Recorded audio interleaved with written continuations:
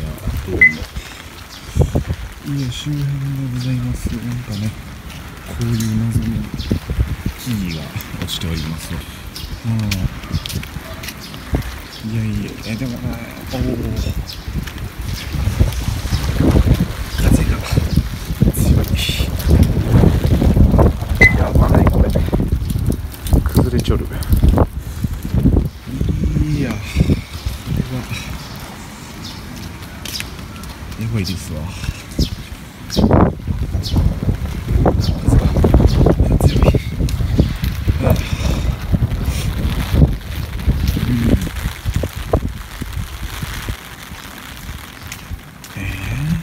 ごいね。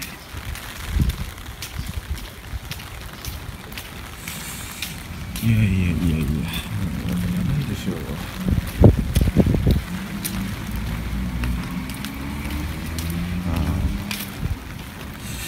今ぐるぐるちょっと歩いてるけど、いやね風が。でもこんな道はね、そんなゴミ落ちてないっていう感じ。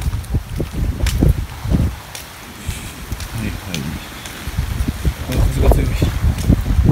傘差してる今雨もあるからね。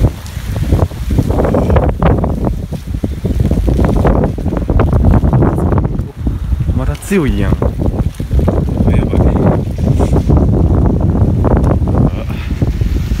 イブ配信みたいになってるけど、特にそういうことこれ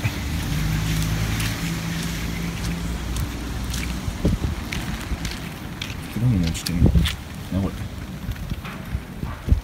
オレンジみたいな風が、オレンジが落ちている。いやー、なんか台風起きたらオレンジ落ちてるっていうね。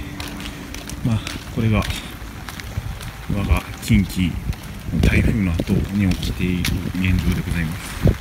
皆さんもね、台風に気をつけましょう。バイバイ。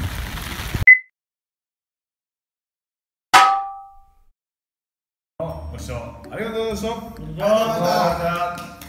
ぜひチャンネル登録よろしくお願いします。